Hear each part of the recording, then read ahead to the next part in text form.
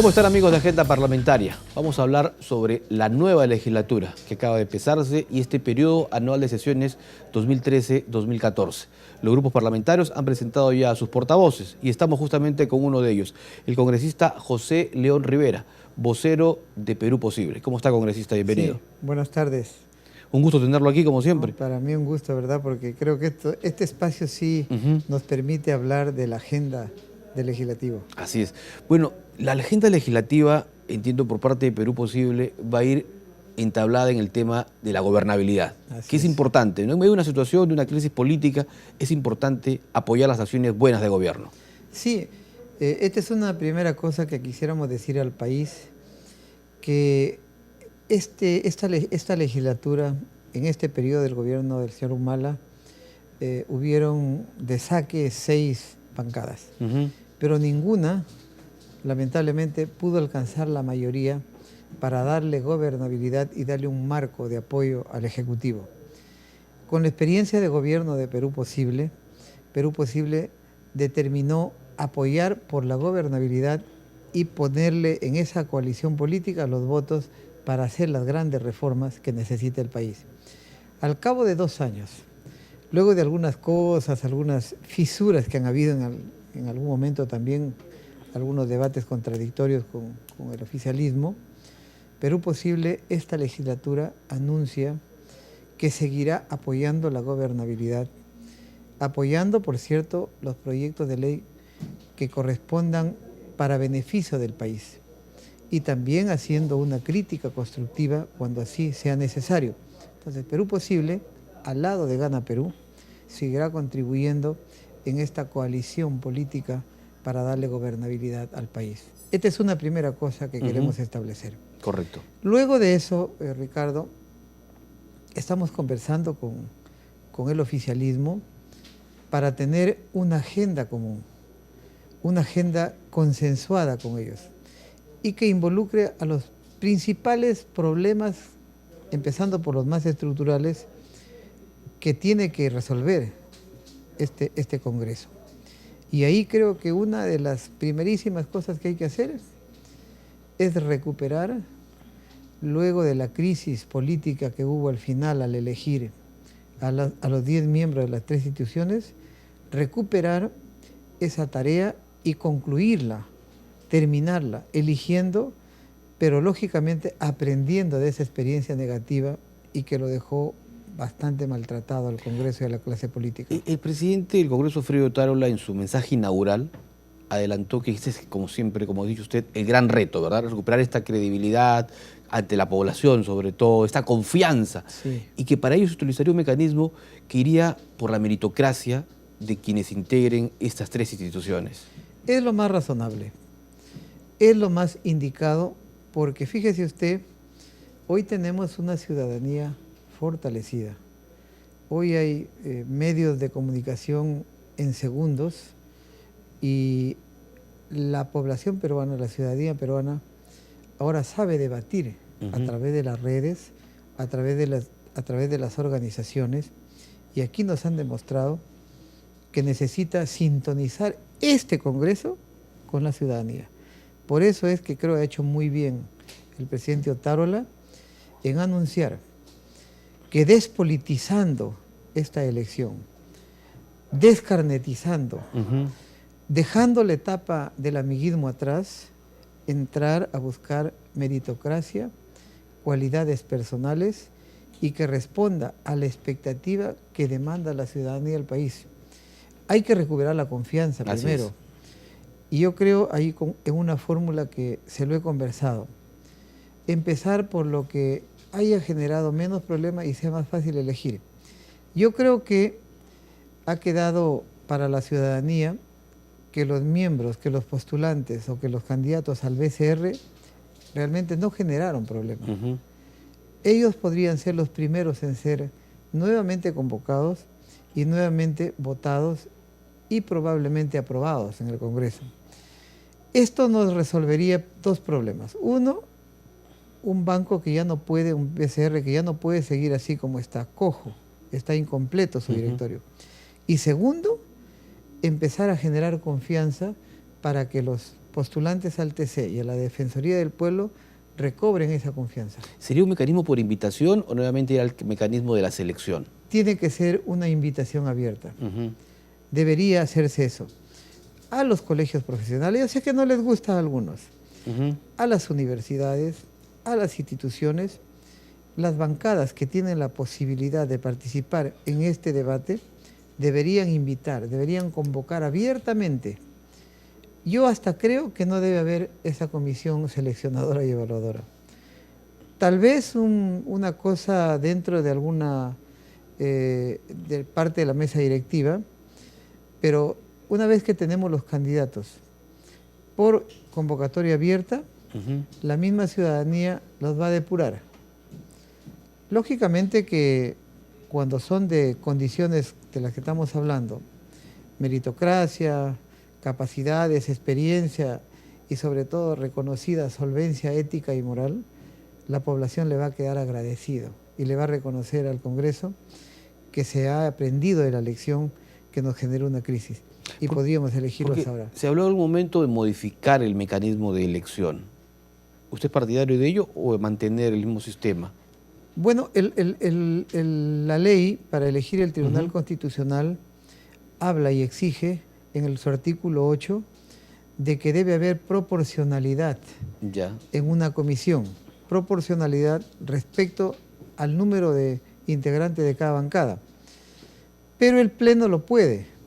Si el Pleno dice vamos a hacer una convocatoria abierta Ujú. y vienen los mejores, yo creo que se puede salvar esa parte y cumplimos con lo que está pidiendo la ciudadanía. Porque existe también seguramente un temor de los, digamos, de quienes podrían llegar al puesto o ser presentados como candidatos del baloteo, ¿verdad? Claro, Ese es el gran temor. ese es el gran temor.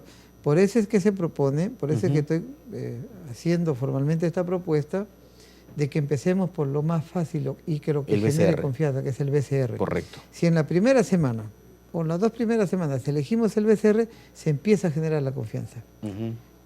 Y podríamos seguir tal vez con el TC. Y en el TC no necesariamente pretender ponerlos a todos en una sola elección. Podría irse por partes, por 1, por 2, por 3, no necesariamente el paquete de todos los 6. Esa es la propuesta que, digamos, Perú podría formalizar en la Junta de Portavoces, en la mesa directiva. Lo hemos hecho. Ya lo han hecho ya. Lo hemos planteado.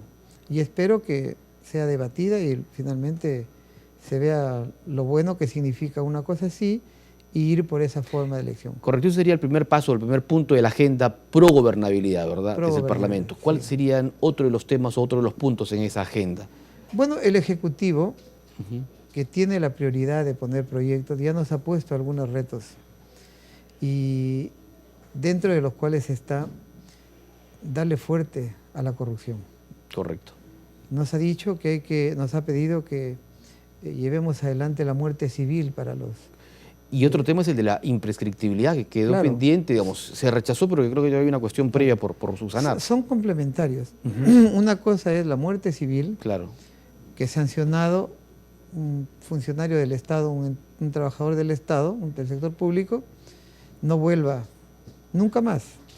Puede ir seguramente a la parte privada, pero en el aparato público él ya es un hombre civilmente muerto, hablando de su trabajo, en el tema laboral.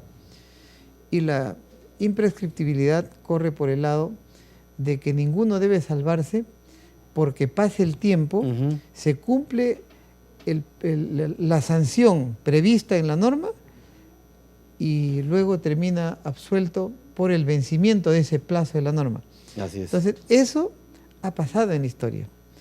Yo no quiero aquí señalar nombres, pero hay grandes personajes de la política que se han ido libres de polvo y paja de la justicia por esa vía.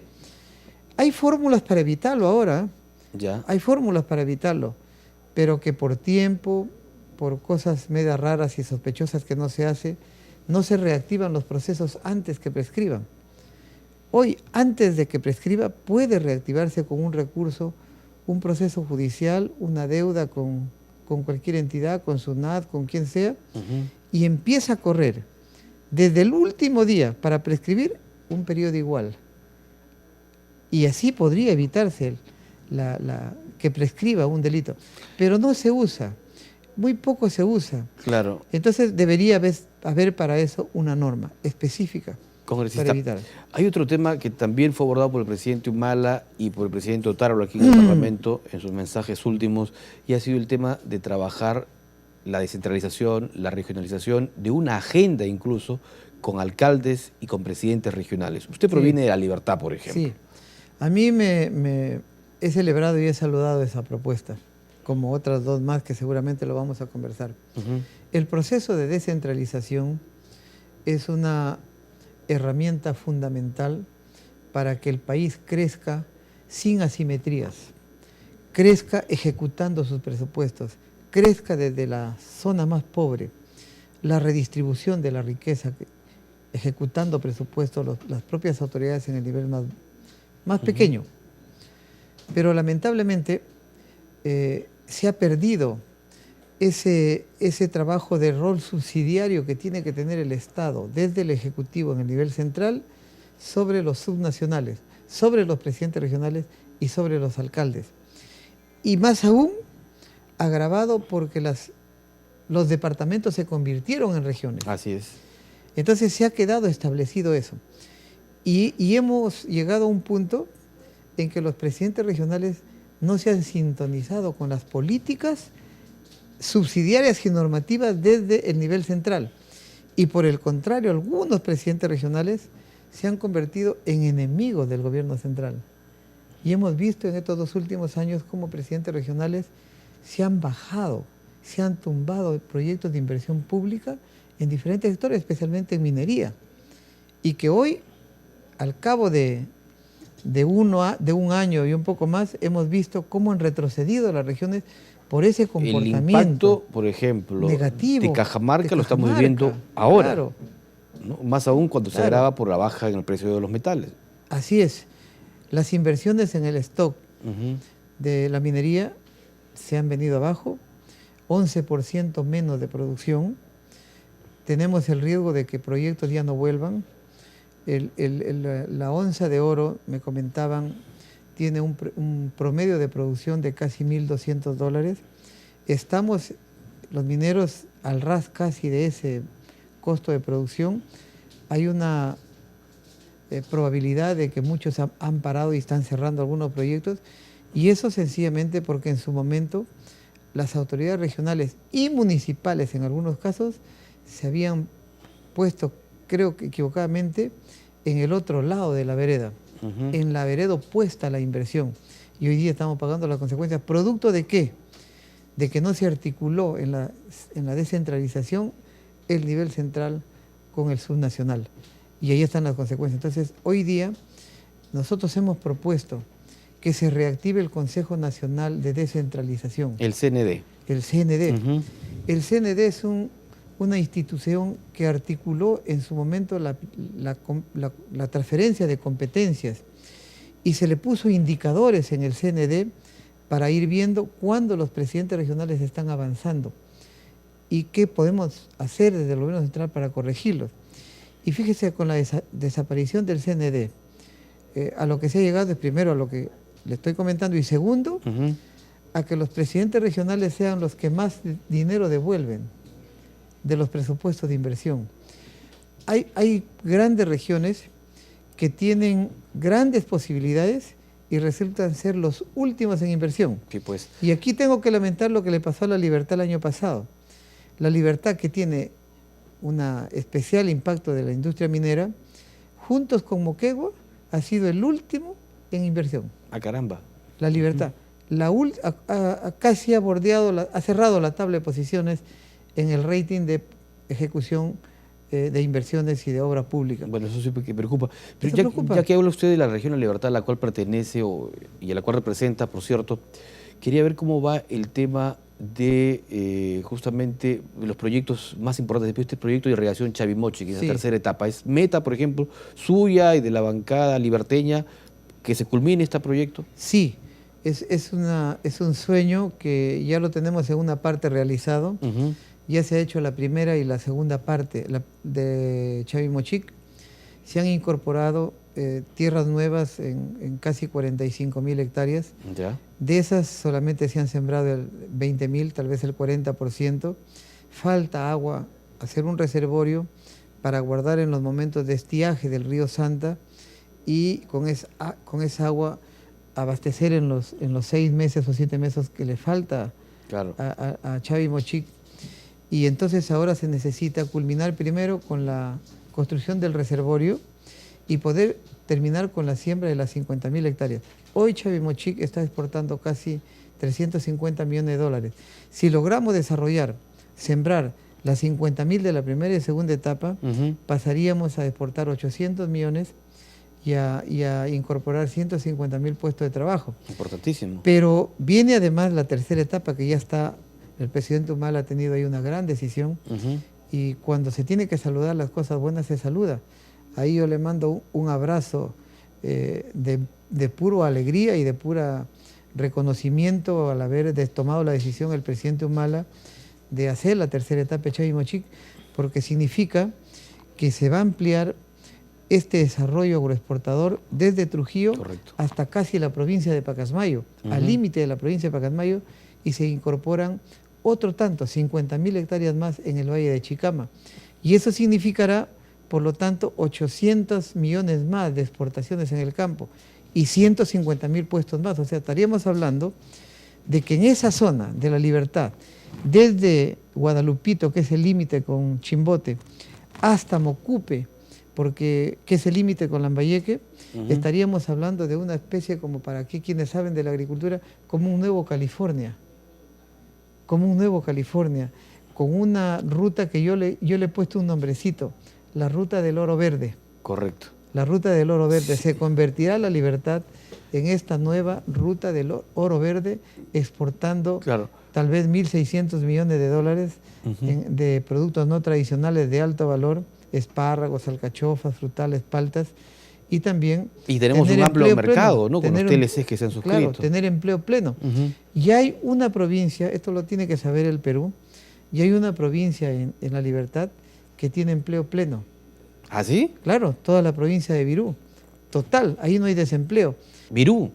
Claro, desde el límite de Guadalupito hasta Trujillo, con el distrito de Moche, toda esa provincia tiene empleo pleno. Qué bueno. Qué bueno, con esta noticia, congresista, estamos llegando al punto final porque ya el tiempo nos gana y habrá seguramente oportunidad para seguir hablando sobre esta agenda consensuada, esta agenda pro gobernabilidad y el trabajo que viene desarrollando usted ahora que empieza su gestión como vocero de Perú Posible. Sí. Otra de las cosas que queremos priorizar, y este es un reto, es el tema de seguridad ciudadana. Hemos hecho algunas críticas al mensaje presidencial, pero también hemos reconocido otros anuncios. Nos gusta mucho la formación de grupos de élite, porque si se hace inteligencia, con información se le gana al crimen organizado, cosa que lo están haciendo otros países.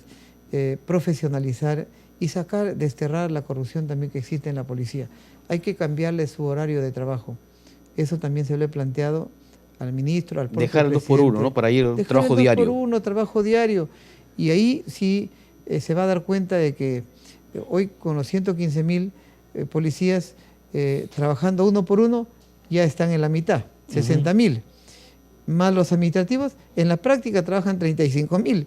Sí, pues. Si le cambiamos este sistema de trabajo del 1 por 1, vamos a tener más policías, más resguardo, el doble, y creo que va a ayudar mucho. No determina, pero va a ayudar mucho a que la policía pueda cumplir mejor con su trabajo de patrullaje y de cara a lograr la seguridad ciudadana en el país. Correcto. Muy amable, congresista, por estar con nosotros. A usted. Buenas tardes. Muchas gracias. Congresista José León Rivera, vocero de Perú Posible, representante por la Región La Libertad, estuvo aquí en Agenda Parlamentaria por el canal del Congreso.